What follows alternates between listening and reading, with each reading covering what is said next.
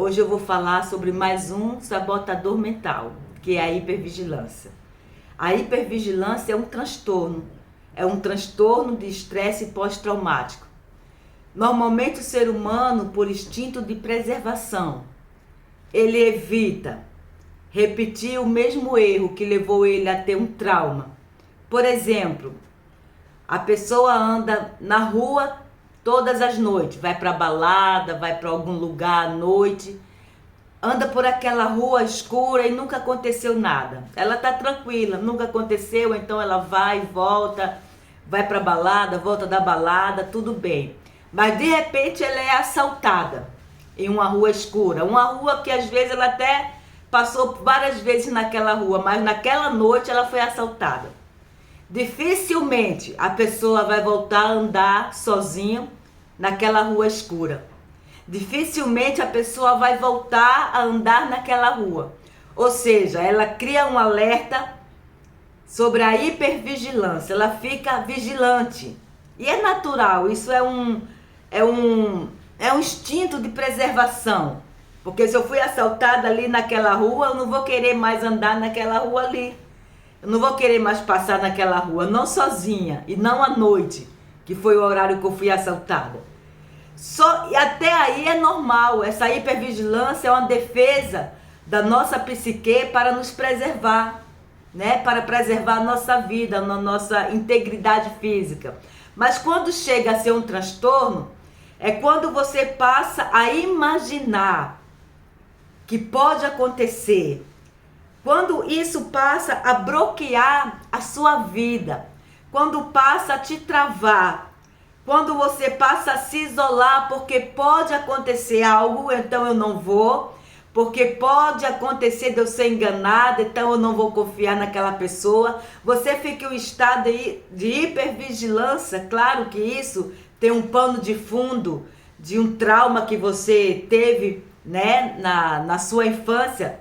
Normalmente, né, geralmente é na infância, mas também pode ser na fase adulta que você teve um trauma, como por exemplo que eu dei o assalto, né? Só que aí você trava a vida, você não vive mais, você não anda mais na rua. Aí eu não vou andar, eu não vou mais sair de casa porque eu posso ser assaltada, né? Uma coisa é você não querer passar por aquela rua escura, porque ali você foi assaltado, é normal. O anormal, o transtorno é você não querer nem sair de casa. Aí já vira um transtorno. E outra coisa, o hipervigilante tem a sensação que tudo pode dar errado. Sempre está em alerta. Ela não confia em nada nem ninguém, está sempre alerta. Está sempre esperando que alguma coisa pode acontecer, alguma coisa de ruim. Alguém pode fazer mal a ela, alguma coisa pode acontecer contra a vida dela, contra a integridade física dela. Então ela fica em alerta 24 horas e isso aumenta significativamente o nível de estresse, porque a pessoa não relaxa, a pessoa não vive, a pessoa não aproveita o momento, está sempre preocupada com o que acontece no seu meio externo, está sempre preocupada com o que pode acontecer. Aí começa a fantasiar, começa a imaginar N coisas que pode acontecer naquela situação. Isso é o hipervigilante, que aí já entra em um transtorno. Ela corrói a qualidade de vida. A pessoa não vive bem, a pessoa não consegue nem se relacionar com outros por causa da hipervigilância. Procura perigos onde não existe. Eu conheço alguém hipervigilante, eu convivo com alguém assim e é muito difícil, porque a pessoa está sempre em alerta, está sempre achando que alguém pode fazer alguma coisa. Mas esse transtorno que a pessoa tem é sobre relacionamento, ela não consegue se relacionar, ela não consegue confiar em outras pessoas. Ela não consegue. Uma vez eu estava em um ambiente, como eu posso dizer, um ambiente cristão com ela, né? Estávamos ali em uma confraternização, um encontro de mulheres, onde só tinha mulheres cristãs. Estávamos sentados na mesa e duas pessoas perguntou se podia sentar conosco, né? Duas mulheres que estavam ali naquele evento. tranquilo. Aí uma das mulheres deixou o prato, né, de comida ali à mesa e falou, gente, eu vou pegar um suco. Deixou ali o prato e foi pegar o suco. E ela virou para mim e falou, eu jamais faria isso. Eu jamais deixaria meu prato numa mesa de pessoas estranhas para pegar um suco. Aí eu perguntei, mas por quê? Ah, porque quando eu era jovem, mais jovem, na adolescência, aí ela começou a contar a história, né? Não ali quando estávamos com as pessoas, mas depois do almoço eu comecei a conversar com ela e ela contou a história de quando era adolescente, que saía para balada com os amigos, foi ao banheiro, mas antes viu uma das pessoas ali colocar um remédio na bebida dela. E ela percebendo isso, eles não viram, mas ela viu quando alguém colocou o remédio. Ela disfarçou, pegou o copo, jogou fora a bebida e de lá para cá ela nunca mais confiou nas pessoas. Então ela é um tipo de pessoa que se alguém estranho lhe der uma fatia de bolo, ela não come. Ela ficou com trauma, né? Como eu falei, é um estresse pós-traumático. Ela teve um trauma, só que ela não cuidou. Ela não cuidou desse trauma e generalizou. E mesmo em um ambiente ali cristão, onde normalmente não aconteceria nada de errado, porque ali estávamos todas no propósito de buscar a Deus, de adorar a Deus, ela falou que não deixaria a comida perto de alguém, porque ela ligou a situação que ela passou na adolescência. Ela já está na meia-idade, mas na adolescência dela aconteceu aquela coisa, né? Então ela generalizou, ficou traumatizada e não confia mais em ninguém.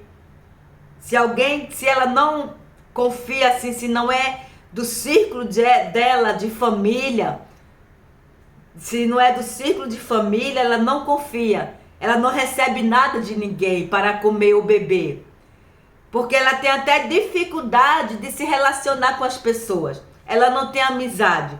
Quando alguém chega perto dela para ter amizade, querendo, né, fazer amizade com ela, ela vai se esquivando, ela vai saindo, a pessoa chama ela para o encontro, ela não comparece, tá sempre botando defeito na pessoa, que a pessoa é assim, assado, e não gostou do que ela fez, tal, e ela acaba se afastando da pessoa, ela acaba fugindo da pessoa. Então é uma pessoa que não tem amigos, é uma pessoa que não confia nas outras, mesmo que essa outra esteja bem intencionada, seja uma pessoa de Deus, uma pessoa de coração bom, ela não confia. Por não ser da família, ela só confia na família, nos filhos, nas irmãs, no irmão, mas ela não confia em ninguém de fora, porque ela ficou traumatizada. Então o hipervigilante é isso. Agora, como pode mudar? Qual é o tratamento? O primeiro passo do tratamento é a pessoa reconhecer que precisa de ajuda. E uma certa vez eu convidei essa pessoa. Falei, olha, eu pago terapia para você, você precisa de ajuda. Vamos para uma terapia, né? No caso, eu convidei ela para ir num grupo terapêutico, um grupo onde estaria ali várias mulheres, né? E a gente ia ter um tema central e iria debater aquele tema, a terapeuta, não eu. No caso, a terapeuta iria debater aquele tema. E ela virou para mim e falou, eu não preciso de terapia, eu não preciso de psicólogo. Ou seja, ela não reconhece que está doente, ela acha normal. Ela acha normal não ter amigos, ela acha normal desconfiar de tudo e de todos, ela acha normal ficar vigilante 24 horas com as pessoas ao redor. Então ela falou para mim, eu não vou porque eu não preciso de psicólogo, não preciso de terapia. Meu psicólogo é Jesus. Então, por ela ser muito religiosa, ela coloca tudo no mesmo saco, né? Ela não distingue o que é espiritual, o que é da alma, o que é doença da alma, o que é doença do corpo. Ela bota tudo no mesmo saco e espiritualiza tudo. Quando ela fala meu psicólogo é Jesus, ela está dizendo, não preciso de ajuda terapêutica, é só orar que resolve. Só que no caso dela não resolve, porque ela frequenta a igreja há muitos anos e ela continua com o mesmo comportamento, porque houve um trauma, mas ela não quer tratar desse trauma. Então o primeiro passo é a pessoa reconhecer que precisa de ajuda. O segundo passo é a terapia. Porque o terapeuta, ele vai fazer você enxergar que não é o que acontece ao seu redor, não é a circunstância em si, mas é a interpretação que você dá ao que acontece. É como você interpreta o evento. Então a terapia vai te levar por esse caminho de autoconhecimento, de entender que é a sua interpretação das coisas. Não é que as pessoas sejam más e está querendo te prejudicar. É como você interpreta que aquela pessoa vai fazer. É como você interpreta o que vai acontecer diante daquele cenário que está à sua frente. Então a terapia é um passo muito importante para o hipervigilante. E em alguns casos, o terceiro passo é o medicamento. Tem coisas que a pessoa vai precisar passar por um psiquiatra e receber medicamento, né? Para diminuir os níveis de estresse, para acalmar. E a partir daí fazer terapia. Porque, como eu sempre falo, o medicamento é apenas o bote salva-vidas, que te deixa na superfície do mar, para você não afundar nas suas emoções, no seu transtorno. Não afunda porque o medicamento te deixa relativamente estável. Mas a terapia vai te ensinar a nadar. A terapia vai te ensinar a ter um olhar diferente daquela situação que você está vivendo. Então, esses são os 3 passos. Primeiro, tem que reconhecer que precisa de ajuda, que não é normal esse seu comportamento. Segundo, precisa de terapia. E terceiro, em alguns casos, não em todos, no caso dela, eu creio que não precisa de medicamento. É só ela se abrir para um tratamento psicoterápico. Mas tem caso que já entra a esquizofrenia, já entra a demência, né? Já entra a mania de perseguição. Aí sim precisa de um tratamento medicamentoso. Então é isso, pessoal. O hipervigilante, ele precisa reconhecer o seu transtorno e querer ajuda. O primeiro passo importante é querer ajuda.